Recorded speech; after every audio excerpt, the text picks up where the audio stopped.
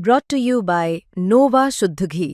जब जब खाए दिल खुश हो जाए, सदियों का नोवा शुद्ध देसी घी, सपना स्वस्थ भारत का।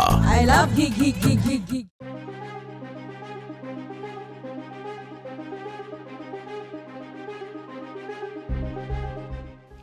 नमस्कार, दिल्ली तक देख रहे हैं आप। मैं हूं आपके साथ वैशाली महेश्वरी।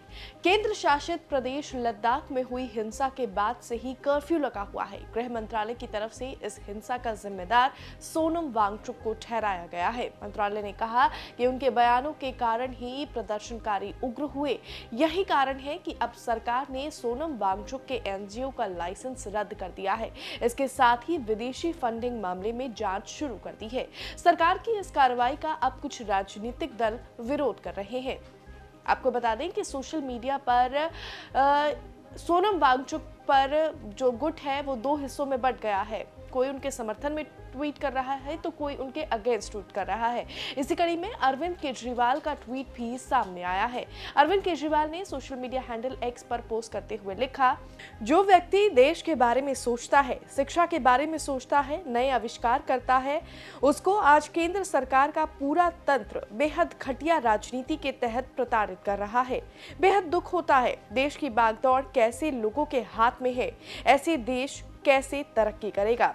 वहीं आपको बता दें कि इससे पहले लद्दाख को राज्य का दर्जा दिलाने के लिए 15 दिन से अनशन कर रहे जलवायु कार्यकर्ता सोनम वांगचुक ने अपना अनशन खत्म करने का ऐलान किया था, क्योंकि 24 सितंबर को लद्दाख में जो हुआ उसने पूरे देश को हिला कर रख दिया।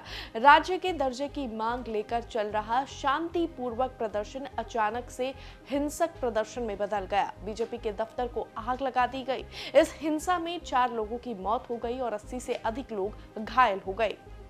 लद्दाख में हुई इस हिंसा के बाद आम आदमी पार्टी के मुखिया अरविंद केजरीवाल ने केंद्र सरकार पर जमकर निशाना साधा था।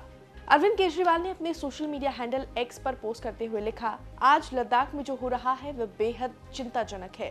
हर सच्चे देशभक्त को लद्दाख के लोगों का साथ देना चाहिए। हमने अंग्रेजों से इसीलिए आजादी थोड़ी ली थी कि जनता अंग्रेजों की बजाय बीजेपी की गुलाम बन जाए। भगत सिंह, चंद्रशेखर आजाद जैसे क्रांतिकारियों ने लोकतंत्र के लिए अपना बलिदान दिया था ताकि हर भारतीय को अपनी खुद की सरकार चुनने का अधिकार मिले।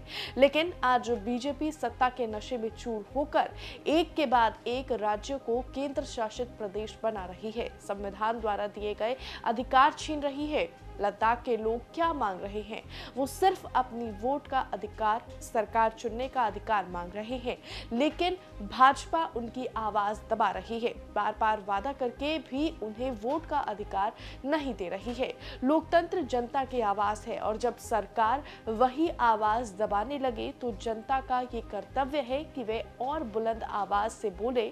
देश के लोकतंत्र को बचाना है तो इस तानाशाही के खिलाफ अब चुप नहीं बैठा जा सकता। आज लद्दाख की लड़ाई कल पूरे देश की लड़ाई बन सकती है।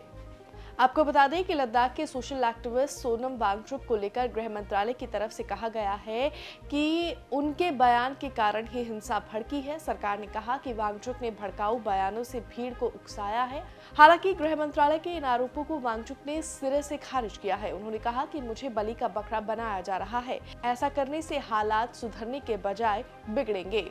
आपको बता दें कि लद्दाख में हुई हिंसा के बाद सीबीआई ने सोनम वांगचुक के NGO Himalayan institute of alternative Ladakh के खिलाफ विदेशी फंडिंग मामले में जांच शुरू कर दी है। इसके साथ ही सरकार ने उनके एनजीओ की विदेशी फंडिंग का लाइसेंस रद्द कर दिया है। ऐसे में साफ है कि आने वाले दिनों में वांगचुक की मुश्किलें और बढ़ सकती हैं। फिलहाल इस रिपोर्ट में बस इतना ही, लेकिन वीडियो में दी गई जानकारी आपको कैसी लगी कमेंट्स में जरूर बताएं। मुझे दीजिए इजाजत और दिल्ली से जुड़ी हुई तमाम खबरों को देखने के लिए आप देखते रहिए दिल्ली तक।